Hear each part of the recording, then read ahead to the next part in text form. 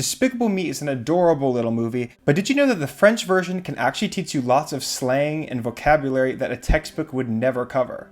In this video, I'll break down a funny scene from Despicable Me 2, including French slang, idioms, and ways of speaking, so that you'll be able to understand fast-spoken French, how it's actually spoken by natives. Okay, so basically what's happening in this scene is that Gru is trying to mind his own business, but he gets pestered by an annoying neighbor, and he wants to avoid her. But you find that his plan starts to backfire.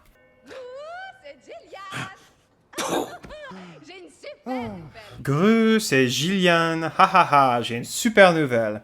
This is pretty straightforward. It's Gillian, ha ha ha, I have a great piece of news. What you should take a note of here, though, is that news is plural in English, but we would say if it's just one piece of news, we would say une nouvelle. But it is easier to remember because nouvelle also means new. It's the female form of the word nouveau. Mon ami Shannon est ici avec moi. Mon ami Shannon est ici avec moi. Mon ami, my friend Shannon, is here with me. Here, it's again pretty straightforward, but you should take note that ami here is in feminine form because we're talking about a female friend. But then why do you think we use this masculine possessive adjective, mon, instead of ma? Well, you know, the French love to keep their language sounding beautiful. They don't want to say ma ami. That sounds a bit clunky. So instead, whenever it's starting with a vowel, even if it is feminine, you will use the masculine possessive adjective mon ami Shannon. Mon ami Shannon est ici avec moi. Peut-être que vous pourriez vous faire un resto ensemble. Peut-être que vous pourriez vous faire un resto ensemble. Resto being the short term for restaurant. Restaurant. Resto. She's saying maybe that you could vous faire un resto ensemble. This is kind of an idiomatic expression. Get yourselves a restaurant together, literally, but it just means to eat out together. Take note here that pourriez is conjugated in the conditional tense. So while pouvoir is you can do something, I can do something, if we put it in the conditional, it would be could. Vous pourriez vous faire un resto ensemble. Peut-être que vous pourriez vous faire un resto ensemble. Vous allez vous éclater et plus si affinité. So this phrase could sound kind of odd if you don't speak French. So let's go over the whole thing. You are going to have a ball, and more if things go well. Ha ha ha. But what you see here is the words don't actually match this. Let's look at this. Actually, we have two verbs here. Aller and s'éclater. The reflexive verb of éclater. Aller here functions in the futur proche. We're just saying we're going to do something. Allez vous éclater. Éclater meaning to burst. And this is an idiom meaning you're going to have a blast. Why do we use vous here? Well, it's to match the subject. Vous allez vous éclater. Next up, we have another idiom, which is et plus si affinité. And more if, affinity. Basically just saying maybe more things will happen if things go well. It is an idiomatic expression in French that you just kind of have to memorize. This phrase is a masterclass in French filler words. You just have a bunch of them here. Bon bain, allez. They generally mean well, all right, Bon bain you'll see very commonly together. Bon bain, Allez ouvre. And ouvre is the only word that has actual sense here, which is the imperative of ouvrir, the verb to open. So she's saying to open the door. Agnès, dis à Gillian que je ne suis pas là. Agnès, dis à Gillian que je ne suis pas là. Two things to note here. First, dis. Dis is the imperative of dire. So he's saying, tell Gillian that I am not here. Notice here too that in English we say tell Gillian, but here we say tell to Gillian. Dis à Gillian. The ah here is important. The second thing we notice here is he's saying that I'm not here, que I am not here, je ne suis pas là, but là, normally we learn là as meaning there. That's what's good about these FluentU subtitles is that it gives us the context here. Là can mean there, but it can also mean here. And it normally means like when you've arrived at someone's home or something like that. For instance, if a friend invites me over and I arrive, I would say je suis là. I wouldn't say je suis ici.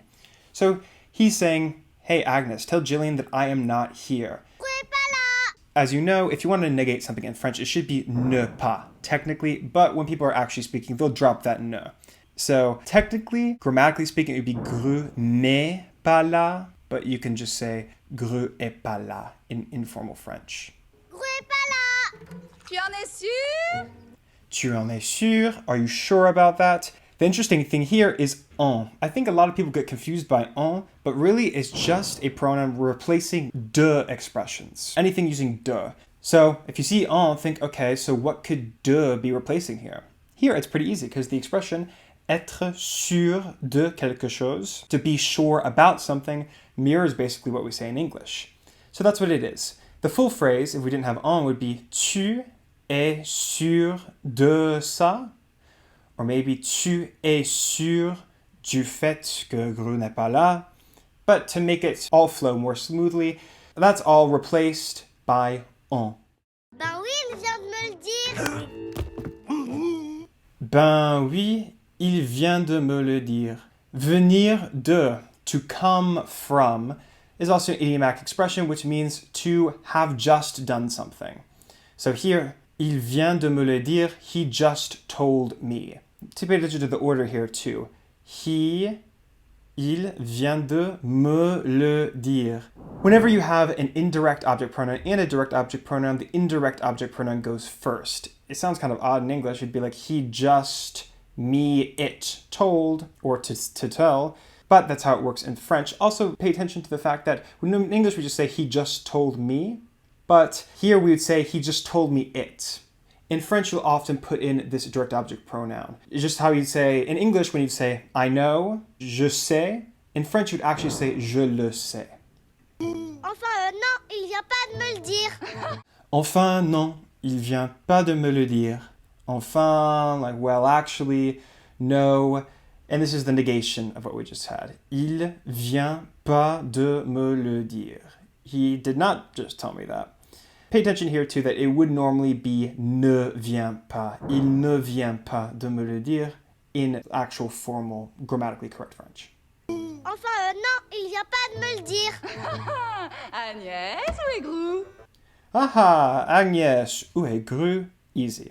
Aha, Agnès, where is Gru? Il se met du rouge à lèvres. And now she starts inventing all these excuses for where Gru could be. Il se met du rouge à lèvres. Il se met, he is putting on himself, or he's applying on himself, du rouge à lèvres. Some, this is the partitive. Rouge à lèvres refers to lipstick, and literally it means red on the lips, but colloquially, lipstick. Il chasse les mouches. Il chasse. Chasse can mean to get rid of or brush off. It also means to hunt. That's a very common way of saying chasser. Les mouches. Flies. Il chasse les mouches. Il se coupe la tête. Il se coupe la tête. He's cutting his head off. But you see the grammar here actually functions a bit differently. He cuts himself the head. This comes from the verb se couper, the reflexive verb of couper, which is to cut. And you see here that instead of saying he is cutting his head off, we actually say he is cutting himself the head, la tête. It's the same way that if you say you're washing your hands, you don't say je me lave mes mains, you say je me lave les mains. You often have this definite article instead. Il fait caca. Badumts. The big punchline, il fait caca.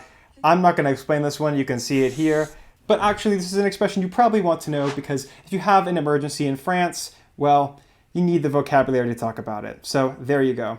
If you enjoyed this video and want to analyze another family movie in French, my friend Kritika made a video analyzing Tangled, which is very good, and you can check it out on this screen.